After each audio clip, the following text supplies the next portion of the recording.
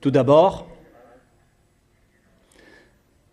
je salue mon cher Yahushua et je salue également mon cher Père Yahava. Gloire à mon cher Père Yahava et gloire également à mon cher Yahushua. Nous sommes arrivés au moment où nous allons encore écouter ensemble l'enseignement qui porte le numéro 5.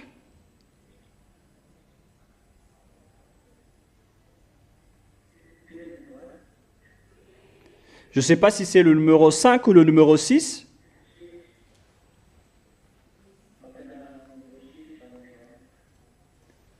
C'est quel numéro d'enseignement pour aujourd'hui? Donc le numéro 6. Donc aujourd'hui, on est à l'enseignement numéro 6. Est-ce que la communication est bien claire? Est-ce que la parole est bien fluide et claire?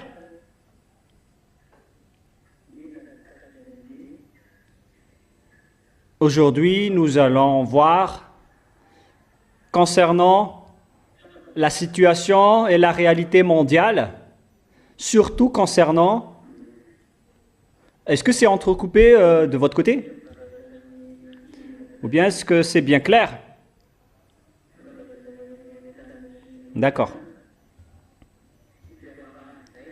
Donc, concernant la réalité de la relation internationale, notamment entre les Américains et les Russes, ainsi que sa finalité. Et aujourd'hui, nous allons voir le sujet de la Grande Babylone. Je vous ai déjà parlé de ce sujet la semaine dernière et il y en a beaucoup de gens qui ont dit qu'on ne comprend rien. Donc aujourd'hui, je vais bien vous expliquer le sujet de cette parole. Tout d'abord, on va parler du sujet du Babylone. Babylone, c'est un pays qui a été appelé par le Père Yahva pour détruire Israël, pour anéantir les Israéliens, avec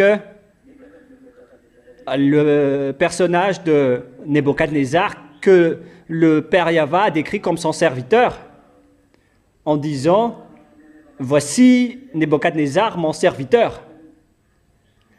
Alors que c'est un Babylonien, un idolâtre, qui servait un statut de Dieu de 40 mètres de hauteur environ. Et Nebuchadnezzar, c'est vraiment le diable. Et aucun vrai Dieu n'était avec lui.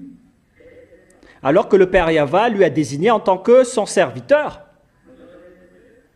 qu'il a envoyé pour attaquer Israël. Voilà donc le sujet de Babylone, si vous ne le connaissez pas. Est-ce que c'est clair pour vous jusque-là? Et vous répondez tous si c'est clair ou pas. Répondez tous ensemble. Allons-y. Alors, cette Babylone, où il y a le roi Nebuchadnezzar, c'est cette nation, cet empire qui a attaqué Israël. C'est donc une nation abominable, avec un roi qui est détestable par le Père Yahva Yahushua. Lorsqu'on parle de Babylone, alors, donc on parle d'un pays qui est répugnant, avec un roi répugnant. Sachez que ce pays est détesté par le Père Yahva, cet empire du Babylone. Qui est Babylone? Qui est cette Babylone? Car cette Babylone est apparue dans le livre de l'Apocalypse. Qui désigne ce Babylone? Quelle est la fin de son chemin? qu'est-ce qui va se passer avec elle? Qui est cette Babylone à l'heure actuelle où l'on parle? Car dans l'ancienne époque, Babylone a attaqué Israël à l'époque de Nebuchadnezzar vers l'année moins 590 aux alentours. Vers moins 590. Est-ce que c'est bien clair?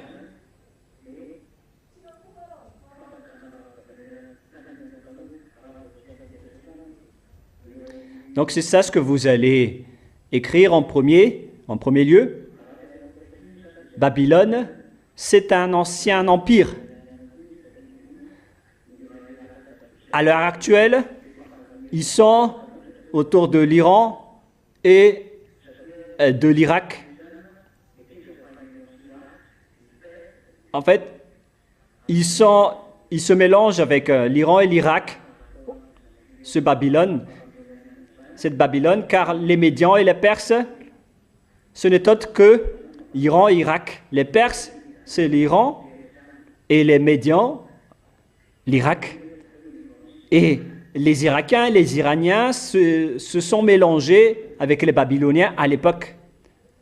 On parle des Médians et des Perses, appelés actuellement Iran et Irak. Voilà donc concernant l'époque ancienne. Et actuellement, quelle est cette grande Babylone? Nous allons donc lire Apocalypse 17.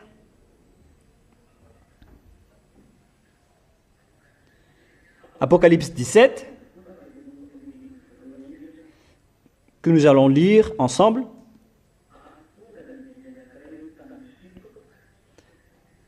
Apocalypse chapitre 17 à partir du verset 1.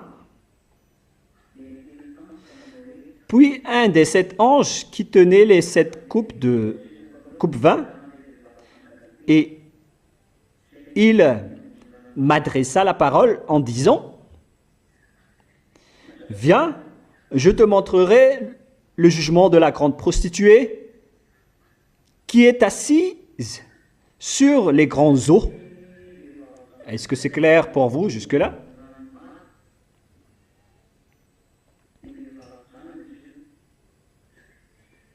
Donc, on parle de la femme prostituée qui est assise sur les grandes eaux. On parle de la prostituée.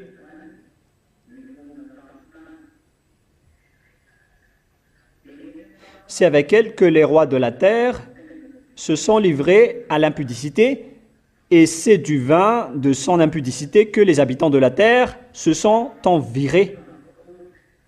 enivrés. Il me transporta en esprit dans un désert, et je vis une femme assise sur une bête écarlate, pleine de noms de blasphème, avec 7 têtes et 10 cornes. Je vais expliquer tout ça après. Cette femme était vêtue d'une pourpre et des caltars, et parée d'or, de pierres précieuses et de perles. Elle tenait dans sa main une coupe d'or remplie d'abominations et d'impuretés de sa prostitution. Sur son front était écrit un nom, un mystère: Babylone la grande, la mère des impudiques et des abominations de la terre. Et je vis cette femme ivre du sang des saints et du sang des témoins de Yahushua. Et en la voyant, je fus saisi un grand étonnement. Et l'ange me dit: Pourquoi t'étonnes-tu? Je te dirai le mystère de la femme et de la bête qui la porte, qui a les 7 têtes et les 10 cornes. La bête que tu as vue était, et elle n'est plus. Elle doit monter de l'abîme et aller à la perdition. Et les habitants de la terre, ceux dont le nom n'a pas été écrit dès la fondation du monde dans le livre de vie, s'étonneront en voyant la bête, parce qu'elle était et qu'elle n'est plus, et qu'elle réapparaîtra.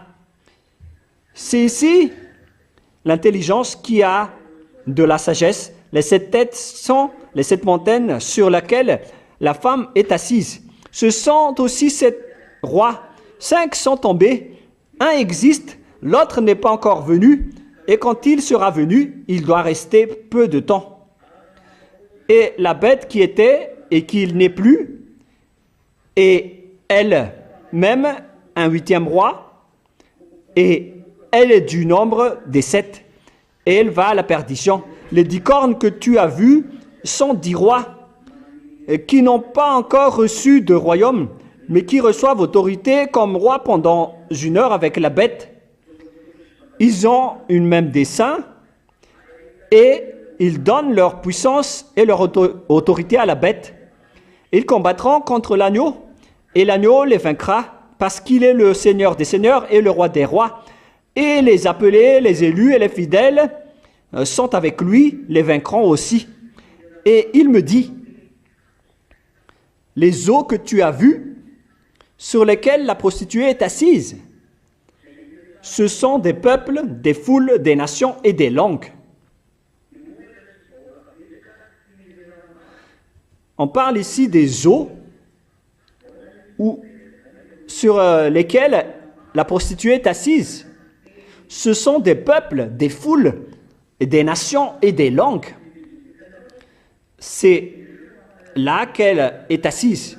On parle de plusieurs peuples, de plusieurs pays, de différentes langues. Les 10 cornes que tu as vues et la bête haïront la prostituée, la dépouilleront et la mettront à nu, mangeront ses chairs et la consumeront par le feu.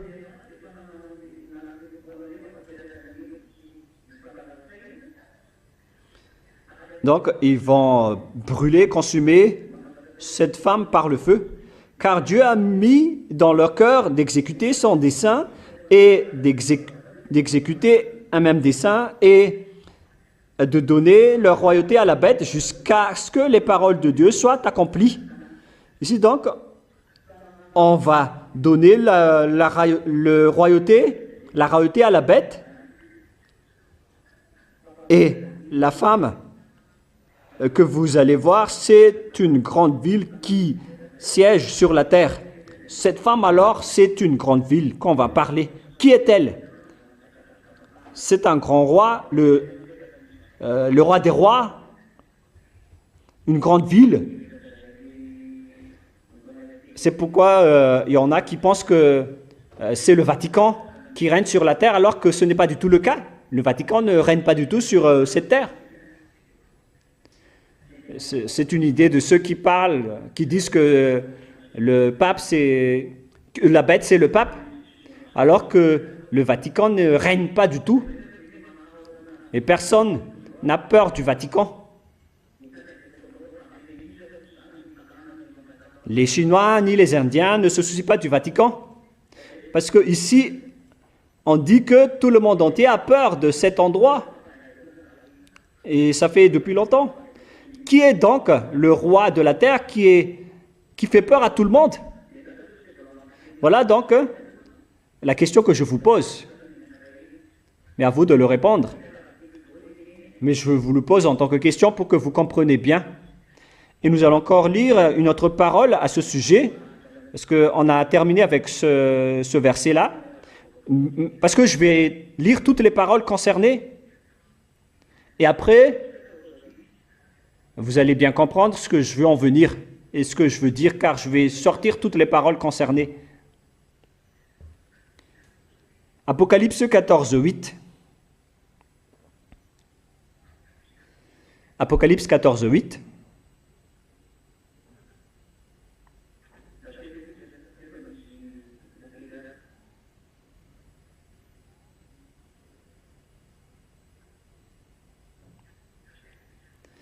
Patientez un tout petit peu les enfants.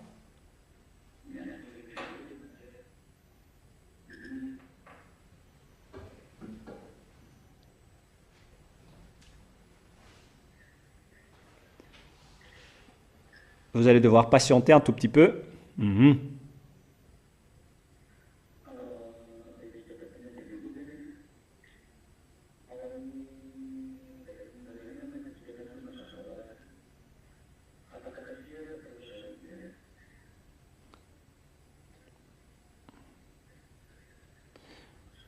Vous allez donc lire ensemble, et vous lisez dans votre Bible, Apocalypse 14, 8.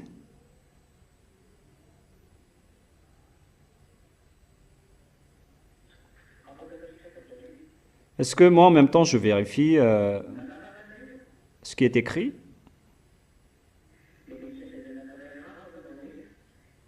Apocalypse 14, 8. Et un autre,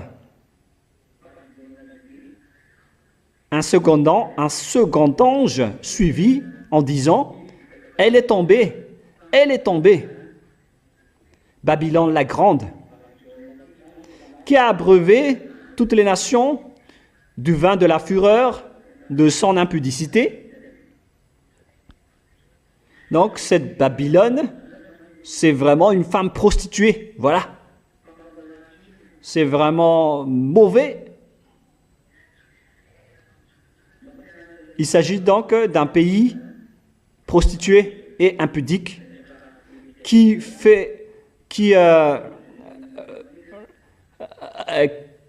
apprend les gens à faire du mal et à être mauvais, d'après ce qu'on vient de lire. Et la parole de Dieu dit que ce pays va être détruit et aussi dans Apocalypse 16, 19 maintenant.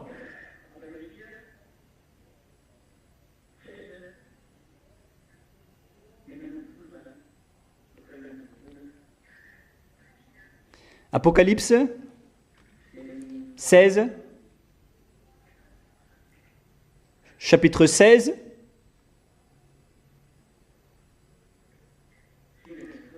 à partir du verset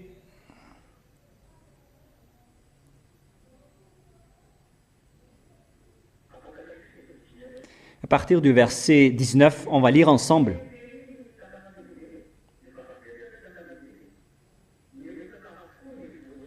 Apocalypse 16, 19.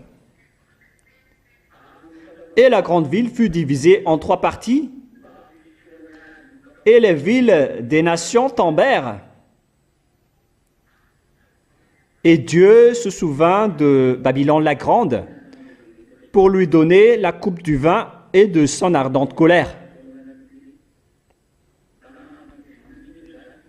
Voilà donc l'histoire de la grande Babylone, la grande ville qu'on vient de voir tout à l'heure. Il s'agit de la grande Babylone, une grande ville qui va être complètement détruite et divisée en 3 parties selon la parole. C'est vraiment un pire danger que va subir cette grande Babylone. Et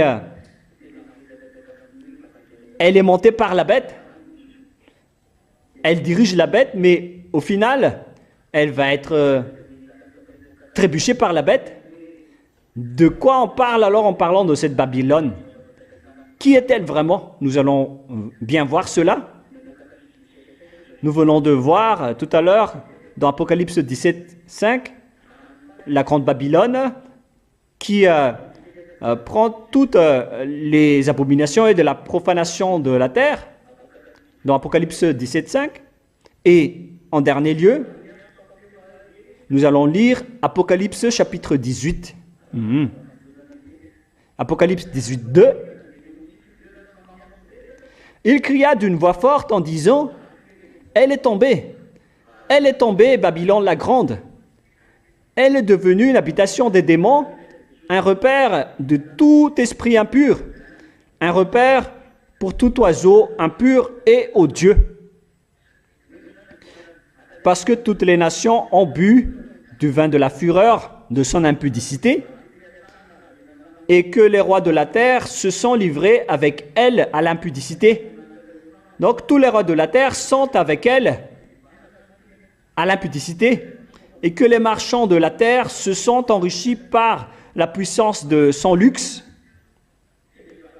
Il s'agit donc d'un endroit qui font pour faire des jeux de hasard, de l'enrichissement, ainsi que toute la puissance de son luxe. Et j'ai entendu du ciel une autre voix qui disait: sortez du milieu d'elle, mon peuple, afin que vous ne participiez point à ses péchés et que vous n'ayez point de part à ses fléaux. Verset 5. Apocalypse 18, 2, 3, 4, 5. Verset 5. Car ses péchés se sont accumulés jusqu'au ciel, et Dieu s'est souvenu de ses iniquités. Payez-la comme elle a payé. Verset 6. Et rendez-lui au double de selon ses œuvres. Dans sa coupe où elle a versé, versez-lui au double. Versez-lui au double. Autant elle s'est glorifiée et plongée dans le luxe, autant donnez-lui de tourments et de deuil, parce qu'elle dit en son cœur: je suis assise en reine, je suis point veuve, et je ne verrai point deuil. Elle se montre vraiment puissante et fière, cette grande prostituée, qui fait de l'impudicité avec les rois et tout le reste des gens. Elle fait des affaires, c'est vraiment pire. Et elle est assise dans une grande ville. Verset 8. À cause de cela, en un même jour, ces fléaux arriveront, la mort, le deuil et la famine, et elle sera consumée par le feu, car il est puissant le Seigneur Dieu qui l'a jugée. Et tous les rois de la terre qui se sont livrés à elle, avec elle à l'impudicité et au luxe, pleureront et se lamenteront à cause d'elle quand ils verront la fumée de son embrasement se tenant éloignée. Est-ce que vous entendez toujours?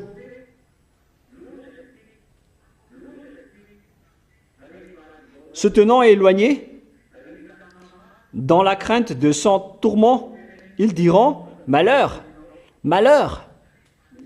La grande ville, Babylone, la ville puissante, en une seule heure est venu ton jugement. Et les marchands de la terre pleurent et sont dans le deuil à cause d'elle, parce que personne n'achète plus leur cargaison d'or, d'argent, de pierres précieuses, de perles, de fin lin, de pourpre, de soie, d'écarlate, de toute espèce de bois de senteur, de toute espèce d'objets d'ivoire, de toute espèce d'objets en bois très précieux, en airain, en fer et en marbre, de cinnamome, d'aromates, de parfums, de myrrhe, d'encens, de vin, d'huile, de fine farine, de blé, de bœuf. Donc, tout le corps, ainsi que les animaux, sont dans cet endroit. Le corps est d'âme d'homme. Les fruits que tu désirais, ton âme, sont allés loin de toi, et toutes les choses délicates et magnifiques sont perdues pour toi, et tu ne les retrouveras plus. Les marchands de ces choses se sont enrichis par elles, se tiendront éloignés dans la crête de son tourment, et ils pleureront et seront dans le deuil en dirant: malheur, malheur, la grande ville qui était vêtue de fin lin, de pourpre, d'éclâtre et parée d'or, pierres précieuses et de perles. En une seule heure, tant de richesses ont été détruites, et tous les pilotes, tous ceux qui naviguent vers ce lieu, les marins et tous ceux qui exploitent la mer se tenaient éloignés. Donc, ici, c'est clair que cet endroit se trouve au bord de la mer, et tous les gens ont vu sa destruction. Et ils s'écriaient en voyant la fumée de son embrasement: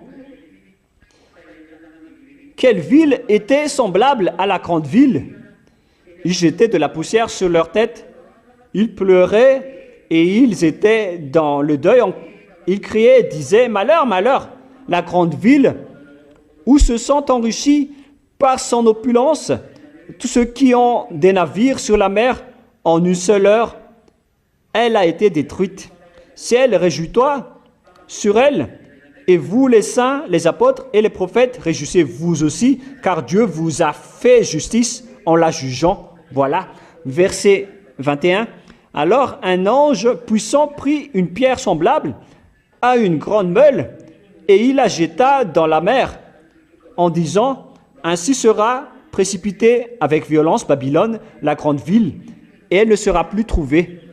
Et l'on n'entendra plus chez toi les sons des joueurs d'harpe, des musiciens, des joueurs de flûte et des joueurs de trompette. On ne trouvera plus chez toi aucun artisan d'un métier quelconque. On n'entendra plus chez toi le bruit de la meule. La lumière de la lampe ne brillera plus chez toi, et la voix de l'époux et de l'épouse ne sera plus entendue chez toi, parce que tes marchands étaient les grands de la terre, parce que toutes les nations ont été séduites par tes enchantements. C'est vraiment donc une ville abominable, une mauvaise ville qui se trouve au bord de la mer. Car on voit bien cela. Il se trouve au bord de la mer. Et donc, voilà, je vais vous faire réfléchir suite à ma parole. Qu'en est-il de cette parole? Je vous donne quelques minutes, environ 5 minutes de réflexion. C'est une question qui se pose pour vous. Qui est-elle? Donc, d'après ce que je viens de vous dire, qui est-elle? Quelle est cette ville?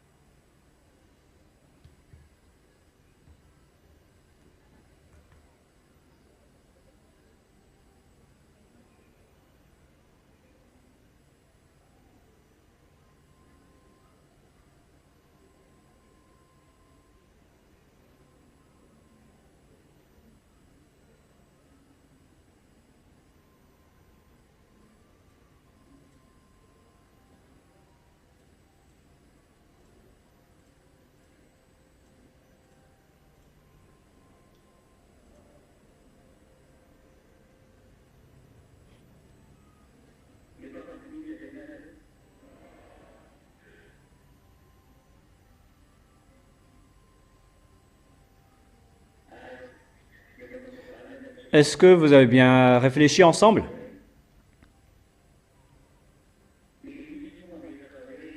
D'accord. Donc, je vais vous donner directement la réponse pour ne pas tarder dans les réflexions. En fait, il y a des gens qui disent que Babylone, c'est ceci, Babylone, c'est cela. Tout le monde dit ce qu'ils veulent. Tout le monde dit ce qu'il veut. Mais cette Babylone, je vous donne directement la réponse, c'est la prostituée qui a fait de l'impudicité avec les rois de la terre et le reste du monde. Ce n'est autre que les Américains. Et vous savez bien que les Américains règnent sur la terre actuellement. Même la Russie, elle la chevauche. Alors que moi, j'ai dit que vous ne vaincrez jamais la Russie, les Américains, mais jusqu'à maintenant, elles essaient de chevaucher la Russie. C'est pourquoi ils font des programmes. Ils ne vaincront pas la Russie, mais ils essaient toujours de monter la Russie pour accomplir la parole du Père Yahva. Donc, elles essaient de monter aussi la bête. Alors, cette grande ville, c'est une ville américaine. Et ce qui est triste, c'est pas triste, mais ce qui est merveilleux, c'est que c'est une punition pour lui,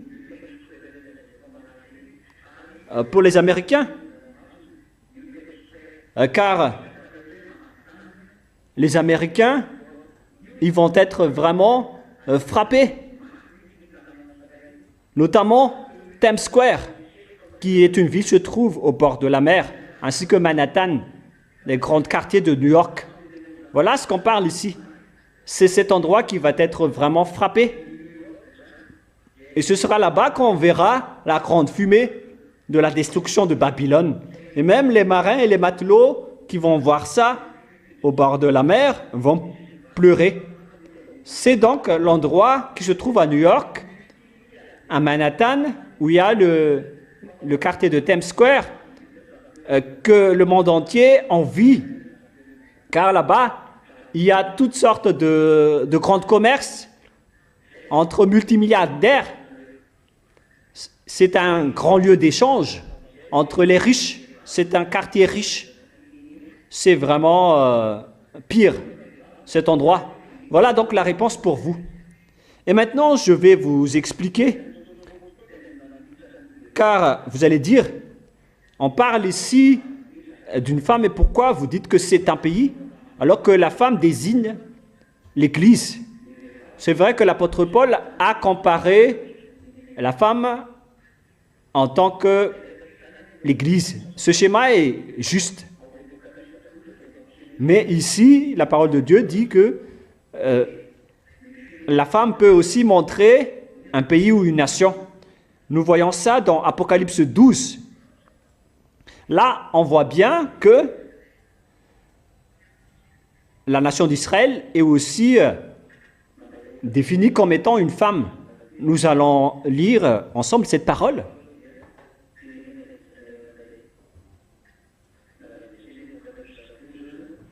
Donc, chacun de vous prend l'exemple. En prenant l'exemple de la nation d'Israël qui est aussi désignée comme une femme. C'est dans Apocalypse 12. Nous allons préciser là le verset.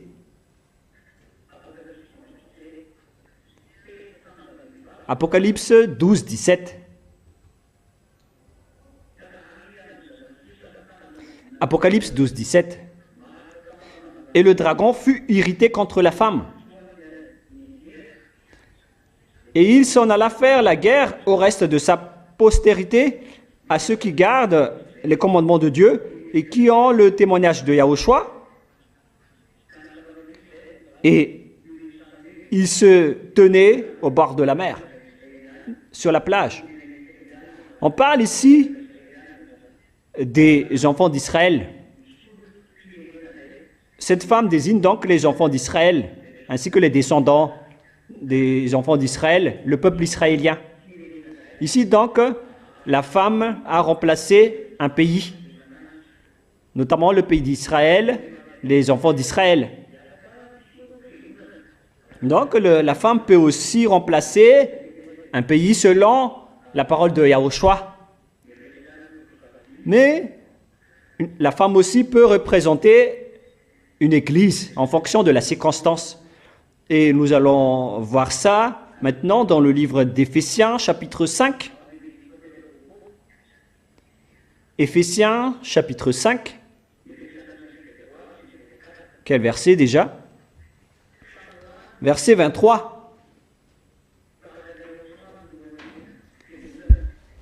Éphésiens 5, 23 et 24. Car le mari est le chef de la femme, comme Yahushua est le chef de l'Église,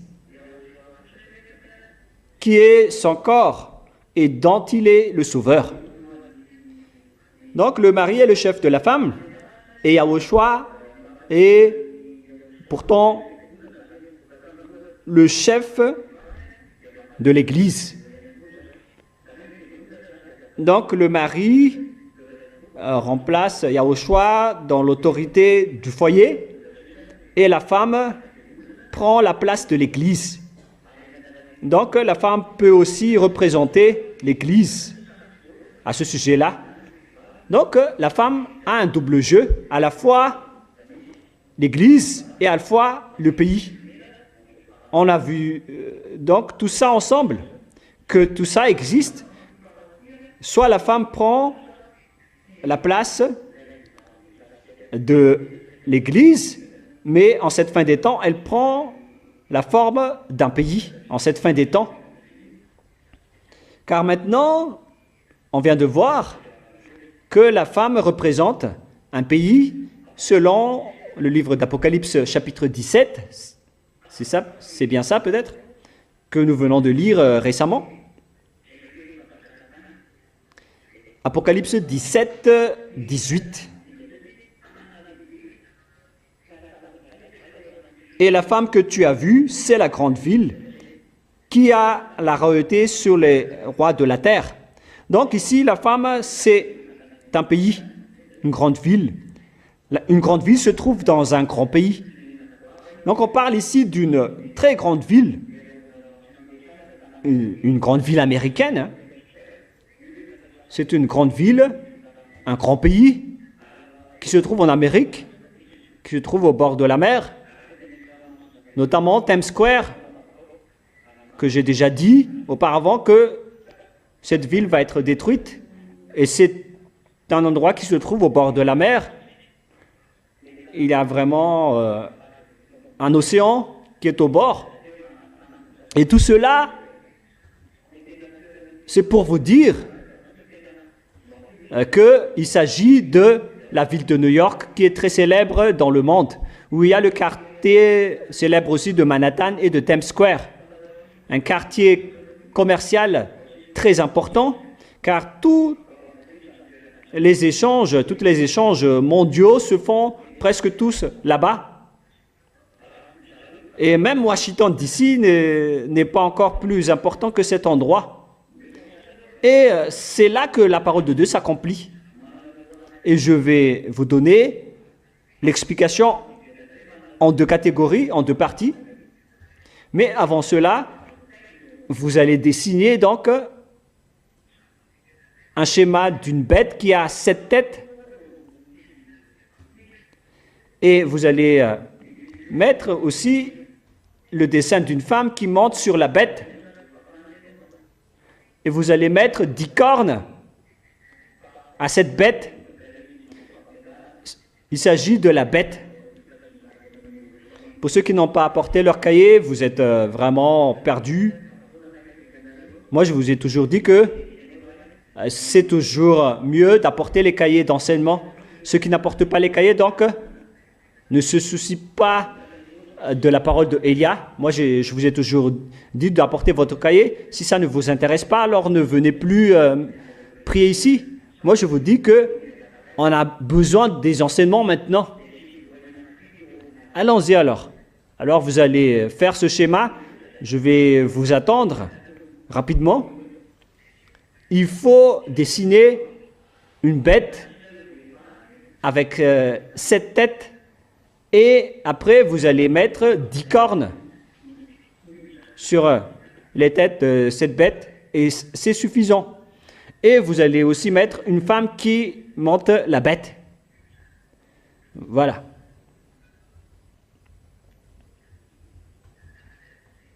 Alors faites ceci d'abord.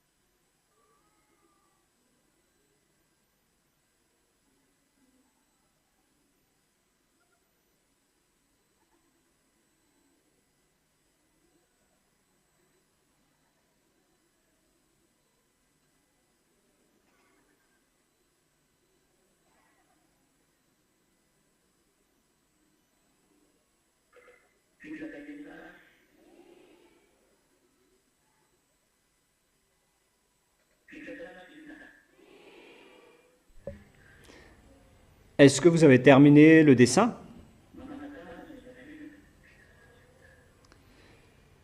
C'est terminé ou pas? Levez la main, ceux qui ont terminé.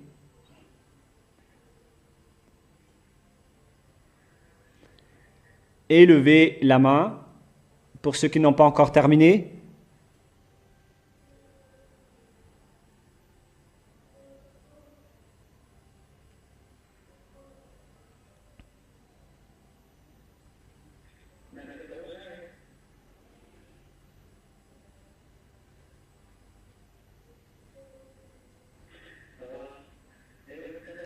Donc, vous avez tous terminé, hein?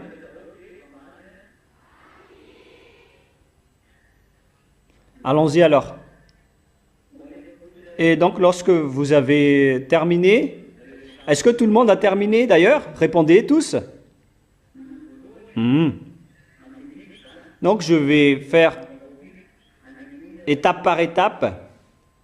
Je vais expliquer étape par étape et un par un ce schéma. Il y a donc cette bête à 7 têtes. Je vais commencer l'explication depuis les têtes d'abord. Est-ce que vous comprenez ce que je viens d'expliquer? La première tête s'agit de l'Empire assyrien. Vous allez noter assyrien. Vers l'année moins 720. Lorsque je dis moins 720, c'est l'année 720 avant l'année 0. L'année 0, c'est l'année de naissance de Yahushua. Donc, moins 720, c'est 720 années avant la naissance de Yahushua. Il s'agit donc de la première tête qui n'est autre que l'Empire babylonien. Empire assyrien, je veux dire, excusez-moi. La deuxième tête correspond à l'Empire babylonien. La deuxième tête, c'est l'Empire babylonien vers l'année moins 590. La troisième tête correspond à l'Empire médian. Là, on ne pouvait pas préciser la règne des Médians, car ils se sont mélangés avec les Babyloniens, ainsi que les Perses. Alors, on n'a pas pu préciser leur période de royauté, car ils se sont mélangés. Ils ont tous régné, que ce soit les Babyloniens, les Médians ou les Perses. Les Médians, ce sont les Irakiens, et les Perses, ce sont les Iraniens actuels. Donc, on n'a pas vraiment de période précise à ce sujet. Ce qu'on peut dire, c'est qu'ils ont tous régné ensemble en Israël, car après la destruction de l'Empire babylonien, il y avait les Médians qui ont régné et aussi les Perses après. Donc, après l'Empire babylonien, c'est l'Empire médian. Lui aussi, il a attaqué Israël. Il a vraiment régné aussi là-bas. Avec, après cet empire, il y a l'Empire perse qui a aussi attaqué les Israéliens. Et après cela, on est avec le 5e empire qui est l'empire grec. Il faut bien noter car vous en avez vraiment besoin. Pour l'empire grec, il régnait vers l'année moins 300 aux environs. Moins 300, moins 335. Et lors de la règne de l'Empire grec, on a connu le roi Alexandre le Grand, celui qui a régné en Israël.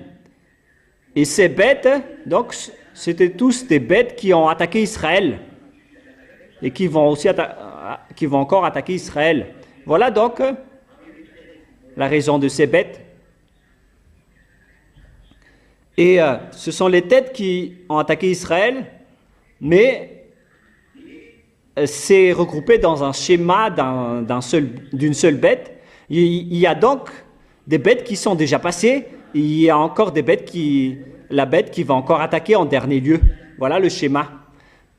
Donc les 4 bêtes, les 5 bêtes ont déjà tous attaqué Israël, que ce soit la Syrie, Babylone, les Médians et les Perses.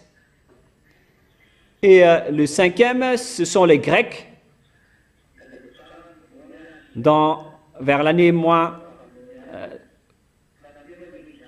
325, vers la règne de Alexandre le Grand. Je répète bien, premier empire assyrien, deuxièmement babylonien, troisièmement, il y a les Médians, après les Perses, et cinquièmement, les Grecs, et le 6e était encore là à l'époque. Ce n'est autre que l'Empire romain. Car c'était à l'époque de l'Empire romain qu'on a eu cette période. Ils étaient encore là à l'époque de l'apôtre Jean ou Yohanan.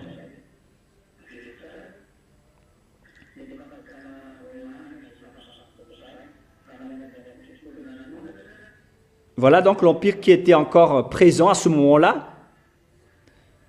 Je répète bien, il s'agissait de l'Empire romain qui était encore là à l'époque où les apôtres ont écrit cette histoire. Est-ce que vous arrivez bien à suivre? Et je continue.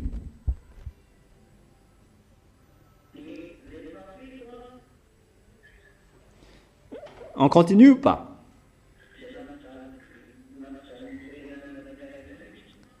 Et la 7e tête, qui a vraiment fait souffrir tous les Israéliens, c'est l'Allemagne. C'était l'Empire allemand qui était venu dernièrement, derrière les Romains, après les Romains.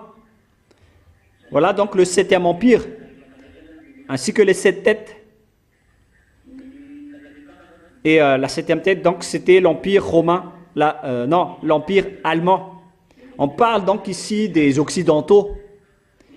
Au début, on parlait des empires au Moyen-Orient qui ont attaqué Israël. Et après, ça s'est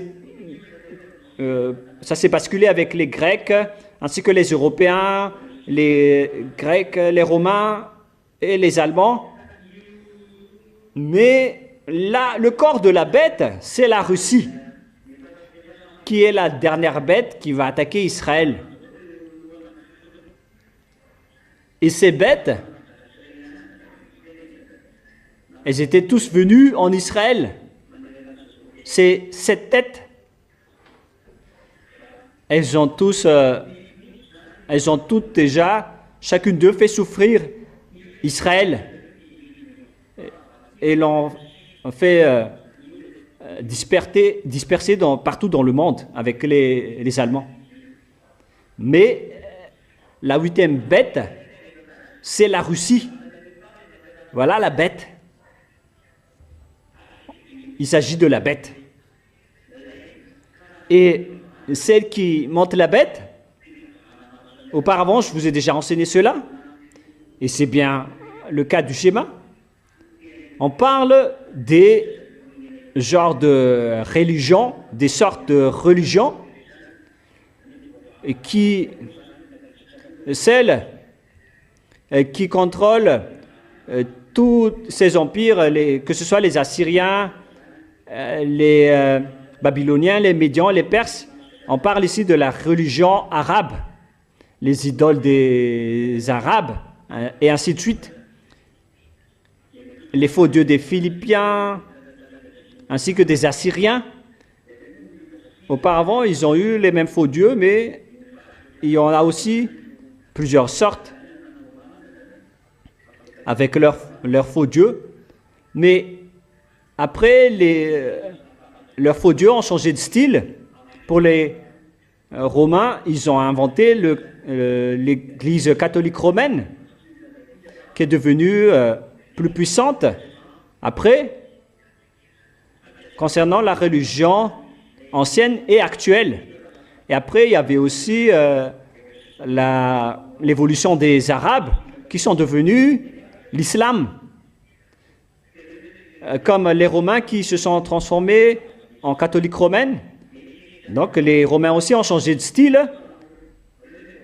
Les Arabes aussi ont changé de style en se transformant en musulmans de l'islam. Maintenant, on voit les faux dieux. Voilà donc les deux religions qui sont les plus grandes sur cette terre, notamment donc les catholiques romains et leurs alliés, ainsi que l'islam et les musulmans qui sont avec eux, qui utilisent la Bible et la parole du Père Yahva. Et leur troisième adversaire, c'est le Saint-Royaume qui prêche à Yahushua et qui est dirigé par Elia. Voilà donc la troisième religion qui utilise la Sainte Écriture, qui vont rester en dernier sur cette terre, d'après ce schéma. Et nous entrons d'ailleurs dans ce schéma en ce moment. C'est pourquoi je vous ai dit que il faut que vous vous préparez, car toutes les autres religions vont être englouties, absorbées par ces deux religions. Il n'y aura plus d'autres religions. Et on doit marcher à travers ce chemin. Il n'y a plus de solution. Leur patron va arriver, le patron des faux dieux. C'est pourquoi on a dit que Gog est arrivé, le roi de la Russie. C'est Gog.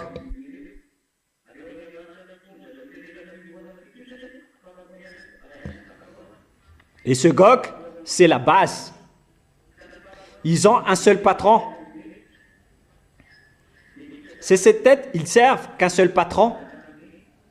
C'est la bête. Le patron de la bête, qui n'est autre que Louné. Donc, cette bête, c'est l'enfant de Louné. Et cette bête qui va arriver, c'est le roi de la terre qui est l'enfant de Louné. Est-ce que c'est clair jusque-là, les enfants? Est-ce que c'est bien clair? Répondez tous ensemble si c'est clair.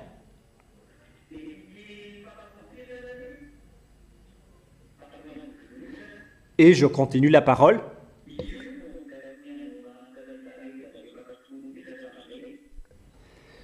Ce patron, le patron du diable,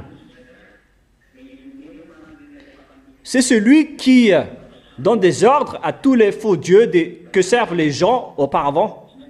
C'est le patron de tout le monde. C'est Louné. Et c'est lui qui a l'autorité sur Gog, car Gog, c'est son fils. C'est son fils à lui, Exénar.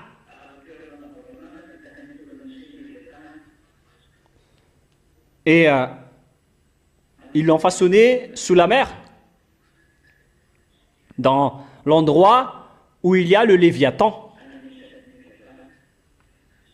C'est là-bas qu'ils l'ont façonné, qu'ils l'ont conçu. Dans l'endroit où il y a le Léviathan.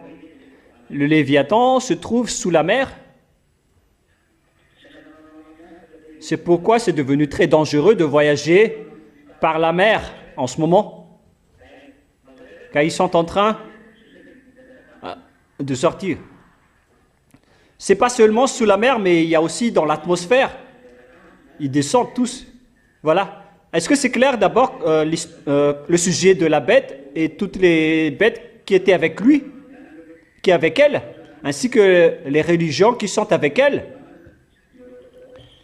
Maintenant, on voit que la religion officielle en Russie, c'est l'orthodoxe. Donc l'original des catholiques romaines, c'est l'orthodoxe. Les catholiques romaines, c'est une dérivation. Mais pourtant, c'est eux qui ont eu beaucoup de gens.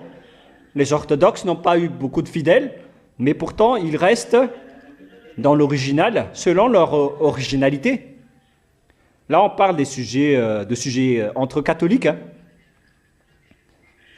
Mais la religion qui est avec eux, c'est la religion de l'islam. Ils sont ensemble.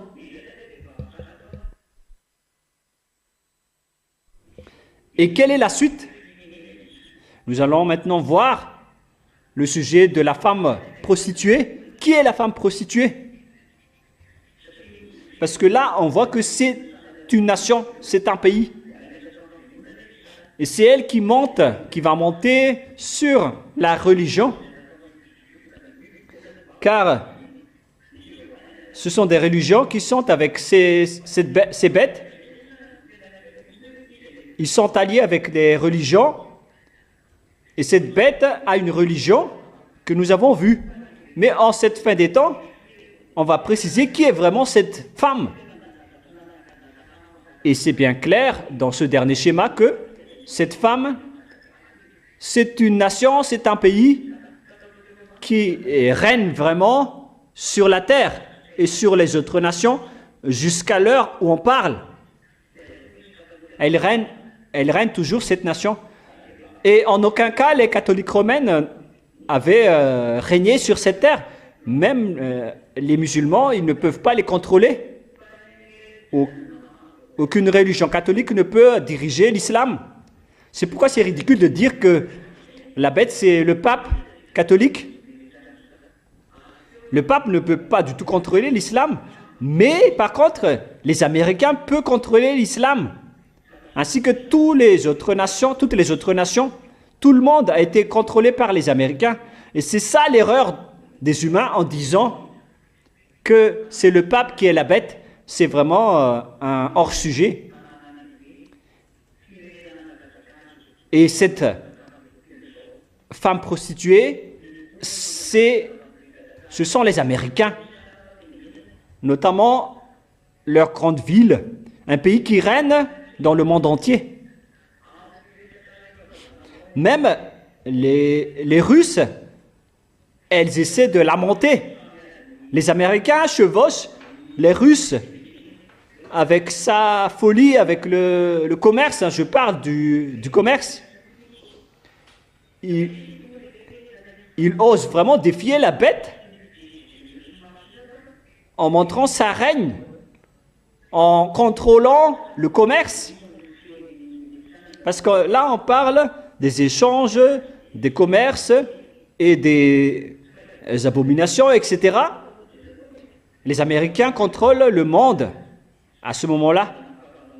Ils contrôlent le commerce, ils ouvrent le commerce, ils font du protectionnisme et tous ceux qui sont contre eux sont vraiment frappés. Mais lorsque Élia est arrivé, il a dit « Tais-toi maintenant ». Et maintenant, ils se taisent. Ils ne trouvent plus quoi faire. Ils sont étourdis. Et là, ils ne savent plus quoi faire. Et imaginez qu'est-ce qu'ils peuvent faire avec la Russie. Donc voilà. On parle d'une grande ville qui va être gravement détruite, notamment Manhattan et Times Square. Je vous ai déjà dit qu'il y aura un grand danger qui va subir cette ville, avec la fissuration des bâtiments et des gratte-ciel, avec la terre qui est fissurée dans la région des États-Unis. Ça a déjà passé à l'avance. Et d'après la parole de Dieu, la parole du Père Yahva, il est dit que ces bêtes vont s'allier et vont faire trébucher cette femme et vont la consumer par le feu. C'est clair alors que toutes les nations vont se lever, notamment et surtout les Arabes, ainsi que les pays de l'Est, de l'Orient, ainsi que les Européens également. Et nous voyons récemment que les Italiens et les Allemands étaient récemment en conflit avec les Américains, avec le riposte de Donald Trump après. Il y a donc un conflit entre les Italiens et les Allemands contre les Américains après les affaires qu'ils ont fait en Irak, en Iran. Ils ne sont plus en accord à cause de la parole qui circule. Donc ces bêtes vont s'allier, elles vont être guidées et dirigées par la Russie. Et avec les Russes, il y a les Médians et les Perses, notamment Iran, ainsi que les Nordiques. Ils vont aussi s'allier avec la Russie.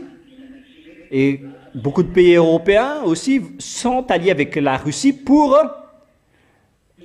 frapper les Américains. Et les Américains vont tomber. Et c'est pourquoi il a dit à la Russie de monter en puissance. Ne fais pas semblant. Joue ton rôle. On va faire sortir Gog. Et Poutine, tu vas céder le pouvoir après. Si tu ne fais pas ton rôle aussi, Poutine, tu vas être limogé et déchu. Donc moi, je leur donne d'accomplir son rôle, car tous les travaux sont en cours. On doit accomplir tout le programme du Père Yahva, celui qui m'a envoyé, pour que tout le monde entier, jusqu'au diable, connaisse que vous avez un patron qui est le propriétaire des cieux et de votre terre. Et le plus grand patron, c'est votre Créateur. C'est le Dieu d'Abraham que vous ne pouvez jamais combattre. Alors que chacun réfléchisse, c'est ce que ça veut dire. Voilà donc la parole que je vous ai transmise aujourd'hui, que je vous ai enseignée avec la parole du Père Yahva et de Yahushua concernant l'accomplissement de toutes les paroles. C'est clair alors que les Américains vont être détruits, il n'y a plus de solution. Parce que c'est eux qui ont osé être fiers dans ce monde. Et tout le monde entier aussi les ont reconnus. Ou bien est-ce que vous pouvez dire le contraire en disant que le monde ne reconnaît pas les Américains? Est-ce que le monde entier reconnaît la puissance des Américains? Voilà. Donc c'est elle qui est la femme prostituée qui a régné sur tous les rois de la terre. Presque tous les rois de la terre étaient alliés avec lui, avec eux. Pour ceux qui connaissent, la politique et la géopolitique, vous savez bien que toutes les solutions se trouvent chez les Américains et tous ceux qui n'acceptent pas leurs conditions, ils les frappent au niveau des commerces. Ils sont incontestables, ils règnent partout. Mais au final, c'est-à-dire en ce moment, à l'heure actuelle, la Russie va les faire tomber. Alors le moment est arrivé pour toi, Russie, de la faire tomber. Prépare-toi à accomplir ce schéma, car la parole, l'accomplissement de la parole est arrivé. Tous les exécutants doivent accomplir leur rôle. Voilà le Père Yahva qui est le maître de tout l'univers, de tous les univers.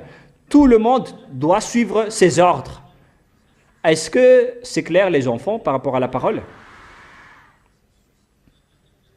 Est-ce que c'est bien clair ou pas? Répondez fort.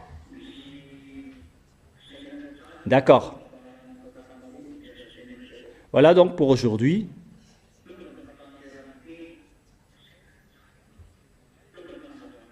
Il y a beaucoup de choses pour vous faire réfléchir, pour vous prouver que la fin de l'histoire est arrivée, l'accomplissement de la parole est arrivé, la destruction de votre terre est arrivée, le moment d'anéantir tous les dirigeants de la terre est arrivé. Tout cela arrive, on ne peut plus rien retenir. Et c'est Élia lui-même qui demande au Père Yahva et à Yahushua de tous les envoyer. Il ne faut plus rien retenir. Car moi, je suis en train, j'ai hâte de rentrer, je vais accomplir mon rôle. Et vous, les agneaux, est-ce que vous allez tarder ou pas? Tardez toujours et vous allez finir en enfer si vous tardez. Il faut donc bien monter la garde et bien suivre la parole. C'est pourquoi je vous dis de suivre toutes les consignes de Élia. Suivez toutes les consignes. Ne tardez plus.